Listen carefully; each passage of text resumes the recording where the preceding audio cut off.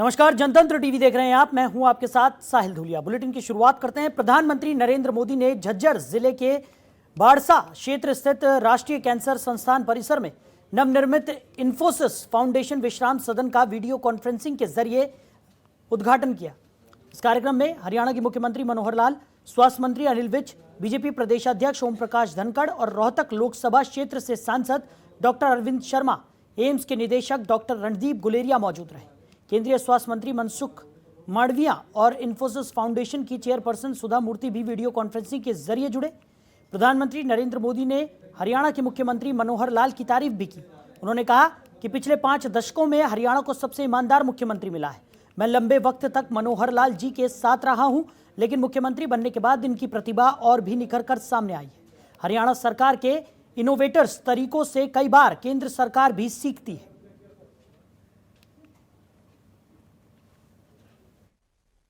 भारत ने अब से कुछ दूर पहले ही 100 करोड़ वैक्सीन डोज का आंकड़ा पार कर लिया है।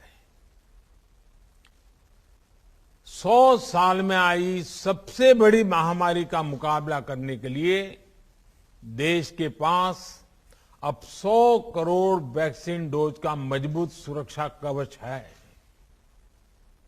ये उपलब्धि भारत की है, भारत के प्रत्येक नागरिक की है। मैं देश की वैक्सीन मैन्युफैक्चरिंग कंपनियां, वैक्सीन ट्रांसपोर्टेशन में जुड़े कर्मयोगियां, वैक्सीन लगाने में जुटे हेल्थ सेक्टर के प्रोफेशनल्स, सभी का खुले मन से, हृदय से बहुत बहुत आभार व्यक्त करता हूं। उत्साह है और दायित्व बोध भी है कि हमें मिलकर कोरोना को जल्द से जल्द हराना है। मैं प्रत्येक भारतवासी को बधाई देता हूं। 100 करोड़ वैक्सीन डोज की ये सफलता प्रत्येक भारतीय को अर्पित करता हूं। साथियों, आज एम्स झज्जर में कैंसर का इलाज कराने आने वाली मरीजों को एक बहुत बड़ी सहूलियत मिली है। नेशनल कैंसर इंस्टीट्यूट में बनाए ये विश्राम सदन मरीजों और उनके रिश्तेदारों की चिंता कम करेगा। कैंसर जैसी बीमारी में इलाज के लिए मरीज और उसके रिश्तेदारों को बार बार अस्पताल जाना आना पड़ता है। कभी कभी डॉक्टर से सलाह, कभी कोई जांच, कभी रेडियोथेरेपी, कभी कीमोथेरेपी। ऐसे में बहुत बड़ी दिक्कत उन्हें ये होती है कि रुके कहां, ठहरे कहां। अब नेशनल कैंसर इंस्टीट्यूट में आने वाले मरीजों की ये तकलीफ काफी कम हो जाएगी। साथियों, अपनी बीमारी से परेशान मरीज और मरीज के रिश्तेदारों को थोड़ी सी भी सहूलियत मिल जाती है तो बीमारी से लड़ने का उनका हौसला भी बढ़ जाता है। ये सहूलियत देना भी एक तरह से सेवा ही है। जब मरीज को आयुष्मान भारत योजना के तहत मुफ्त में इलाज मिलता है तो वो उसकी सेवा होती है। ये सेवा भाव ही है जिसकी वजह से हमारी सरकार ने कैंसर की लगभग 400 दवाओं की कीमतों को कम करने के लिए कदम उठाए। ये सेवा भाव ही है जिसकी वजह से गरीबों को जन औषधि केंद्रों से बहुत सस्ती, बहुत मामूली कीमत में दवाएं दी जा रही है। करता हूं कि ये जो विश्राम सदन बना है इंफोसिस कंपनी ने जो बनाया है अपने CSR फंड में से लगभग 100 करोड़ रुपए लगा करके। अब ये क्योंकि मरीज और उनके जो उनके साथ सहायता करने वाले सब लोग, परिवार के लोग आते हैं, उनके विश्राम के नाते से एक बड़ी फैसिलिटी ये जनता को समर्पित की है। और इस अवसर पर प्रधानमंत्री जी ने जो बाकी भी मार्गदर्शन हमारा किया है उनका धन्यवाद करता हूं। देश भर में जो वैक्सीनेशन 100 करोड़ का आंकड़ा टच किया है, इसके लिए भी प्रधानमंत्री जी को बधाई देता हूं। और साथ ही हरियाणा ने भी आज अपना 2.5 करोड़ का आंकड़ा ये टच कर लिया है। हमारी जो पॉपुलेशन भले 2% है, लेकिन इसमें 2.5% की हमारी जो योगदान है, उसकी भी मैं विभाग के सब लोगों की सराहना करता हूं। देखिए, हमारा एक बहुत पहले से काम करने का तरीका ये रहा है कि जनता को किसी प्रकार की जो तकलीफें हैं उनको पहचान करके और नई आज टेक्निक जो मिल गई है हमको, टेक्नोलॉजी के आधार के ऊपर नए प्रयोग करके और उनकी ईज ऑफ लिविंग की तरफ हम बढ़ें। बहुत प्रयोग मैंने किए हैं, सब आपको मालूम है। आज प्रधानमंत्री जी ने खुले मन से हरियाणा की प्रशंसा की है, इसके लिए भी मैं उनका बहुत बहुत धन्यवाद करता हूँ। वहीं हरियाणा के गृह मंत्री अनिल विज ने ट्वीट कर पीएम मोदी और राज्य और देश के सभी स्वास्थ्य कर्मियों को बधाई दी है। अनिल विज ने कहा कि प्रधानमंत्री नरेंद्र मोदी के करिश्माई नेतृत्व और मार्गदर्शन में भारत ने कोविड के खिलाफ 100 करोड़ टीकाकरण का लक्ष्य हासिल किया। हरियाणा ने भी आज 2.5 करोड़ टीकाकरण का लक्ष्य हासिल कर लिया है। राज्य और राष्ट्र के समस्त स्वास्थ्य कर्मियों को बहुत बहुत बधाई।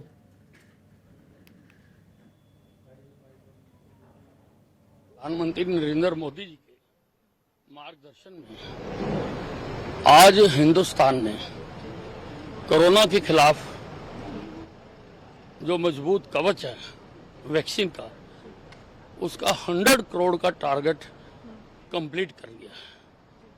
ये बहुत बड़ी अचीवमेंट है और अपने देश के लोगों को कोरोना से बचाने के लिए बहुत बड़ा प्रयास है। अभी ये और आगे तेजी से चलेगा।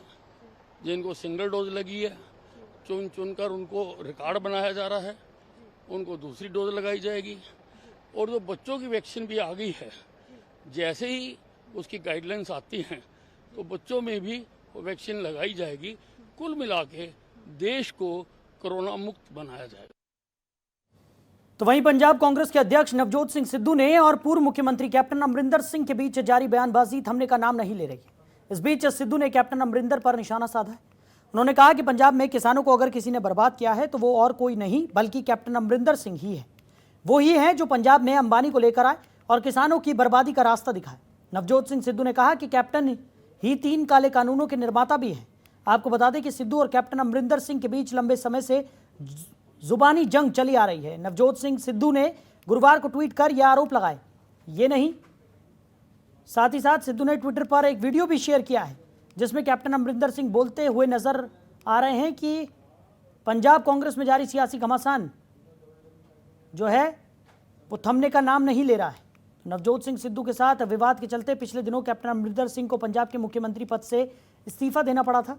इस दौरान उन्होंने नवजोत सिंह सिद्धू और कांग्रेस पर गंभीर आरोप भी लगाए थे।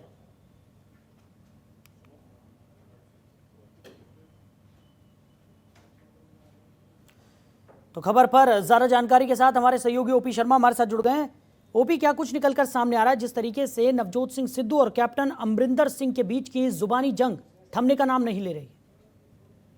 देखिए साहिल, परसों पंजाब के पूर्व मुख्यमंत्री और कांग्रेस के वरिष्ठ नेता जो कैप्टन अमरिंदर सिंह, उन्होंने नई पार्टी बनाने की बात कही थी और उन्होंने साथ ये कहा था कि यदि किसान कानूनों को लेकर सरकार, केंद्र सरकार यदि कोई एक समझौता या समाधान की तरफ बढ़ती है तो वो अगले विधानसभा चुनाव में बीजेपी के साथ जो है वो गठबंधन कर सकते हैं। और इस बयान के बाद से पंजाब में जो पंजाब कांग्रेस है वो कहीं ना कहीं कैप्टन अमरिंदर सिंह के ऊपर जो है वो हमलावर हो चुकी है। कोई भी ऐसा मौका नहीं आता कि जब वो जो है कैप्टन अमरिंदर सिंह को घेरने की कोशिश ना करो। आज जो है नवजोत सिंह सिद्धू ने कैप्टन अमरिंदर सिंह के कुछ पुराने वीडियोज को ट्वीट करके और जो है कैप्टन अमरिंदर सिंह निशाना साधा, जिसमें वो खुले आम किसानों को जो है एक फ्री मार्केट और अंबानी को जो है एक बाजार। चलिए ओपी शर्मा बने रहिए आप हमारे साथ, आगे भी आपसे हम जानकारी लेते रहेंगे। अब आपको सीधा तस्वीरें दिखाते हैं। हरसिमरत कौर क्या कुछ कह रही है, सुन लीजिए। ਕਿਵੇਂ ਝਾੜਿਆ ਬੜੇ ਸਿਆਣਪ ਦੇ ਨਾਲ ਅਸੀਂ ਦਿੱਲੀ ਭੇਜਦਾ, ਮਤਲਬ ਤੁਸੀਂ ਕਿਸਾਨਾਂ ਨੂੰ ਇਸਤੇਮਾਲ ਕੀਤਾ, ਕਿਸਾਨੀ ਨੂੰ ਯੂਜ਼ ਕੀਤਾ ਤੇ ਬੀਜੇਪੀ ਦਾ ਏਜੰਡਾ ਫੁੱਲਫਿਲ ਕਿਸ ਹੱਦ ਤਾਈਂ ਤੁਸੀਂ ਕੀਤਾ ਉਹ ਅੱਜ ਨਜ਼ਰ ਆ ਰਿਹਾ ਹੈ। ਤੇ ਕਾਂਗਰਸ ਵਿੱਚ ਕੋਈ ਫਰਕ ਨਹੀਂ। ਅੱਜ ਭਾਵੇਂ ਮਜਬੂਰ ਮੁੱਖ ਮੰਤਰੀ ਚੰਨੀ ਬਣੇ ਨੇ, ਉਹ ਵੀ ਆਪਣੀ ਕੁਰਸੀ ਬਚਾਉਣ ਵਾਸਤੇ ਕਿਸ ਹੱਦ ਤਾਈਂ ਅੱਧਾ ਪੰਜਾਬ ਕੇਂਦਰ ਦੇ ਹਵਾਲੇ ਕਰ ਗਏ। ਮੈਂ ਕਹਿੰਦੀ ਹਾਂ ਲੋਕਾਂ ਨੂੰ ਇਸ ਕਾਂਗਰਸ ਪਾਰਟੀ ਤੋਂ ਸਚੇਤ ਹੋਣਾ ਚਾਹੀਦਾ ਹੈ, ਜਿਨ੍ਹਾਂ ਦੀ ਇਕੱਲੇ ਸੋਚ ਆਪਦੀ ਕੁਰਸੀ ਤਾਈਂ ਸੀਮਿਤ ਹੈ ਤੇ ਸਟੇਟ ਦੇ ਅਧਿਕਾਰਾਂ ਦੇ ਉੱਤੇ ਜਿਸ ਤਰ੍ਹਾਂ ਕੇਂਦਰ ਡਾਕਾ ਮਾਰ ਰਹੀ ਹੈ ਪਹਿਲੇ ਐਗਰੀਕਲਚਰ ਦੇ ਉੱਤੇ ਤੇ ਹੁਣ ਕਾਨੂੰਨ ਵਿਵਸਥਾ ਜਿਹੜੀ ਸਟੇਟ ਸਬਜੈਕਟ ਹੈ। ਇੱਕ ਨੇ ਕਿਸਾਨੀ ਦਾ ਸੌਦਾ ਕਰਤਾ ਤੇ ਚੰਨੀ ਸਾਹਿਬ ਨੇ BSF ਦਾ ਸੌਦਾ ਕਰਕੇ ਆਪਦਾ ਪੰਜਾਬ ਕੇਂਦਰ ਦੇ ਹਵਾਲੇ ਕਰਤਾ। ਇਹੋ ਜੀ ਪਾਰਟੀਆਂ ਤੋਂ ਆਪਾਂ ਡਰੀਏ ਤੇ ਇਹਨਾਂ ਜਲਦ ਤੋਂ ਜਲਦ ਇਹਨਾਂ ਨੂੰ ਰਵਾਨਾ ਕਰੀਏ। ਮੈਡਮ ਇੱਕ ਕਿ ਜੇ ਸ਼੍ਰੋਮਣੀ ਅਕਾਲੀ ਦਲ BSP ਦੀ ਸਰਕਾਰ ਬਣਦੀ ਹੈ, ਅੰਡਰ ਨੋ ਸਰਕਮਸਟੈਂਸਸ ਕਿ 3 ਕਾਲੇ ਕਾਨੂੰਨ ਅਸੀਂ ਇੱਥੇ ਲਾਗੂ ਹੋਣ ਦੇਵਾਂਗੇ।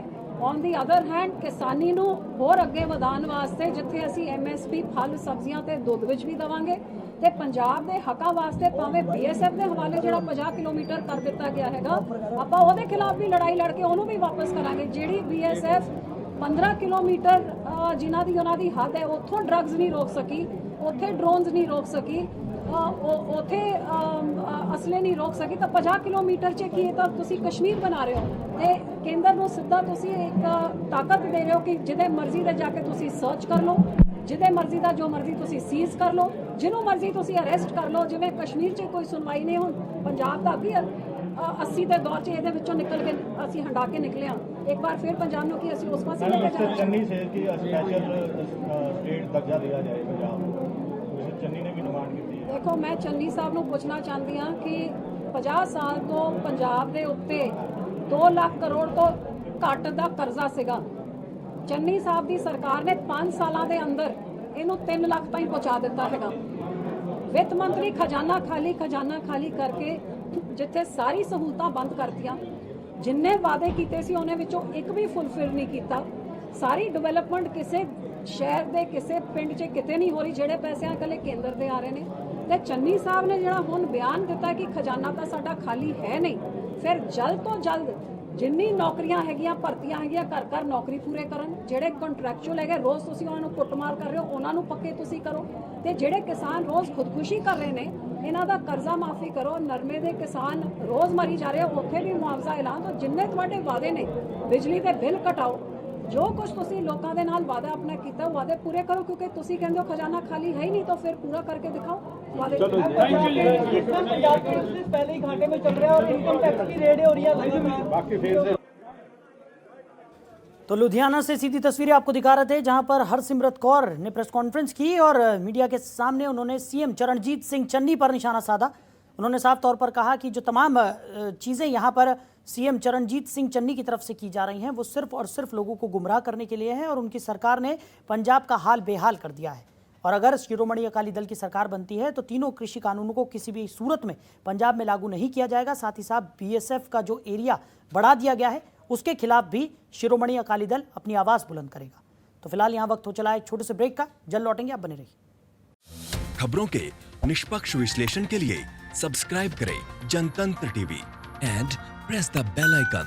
Never miss any update.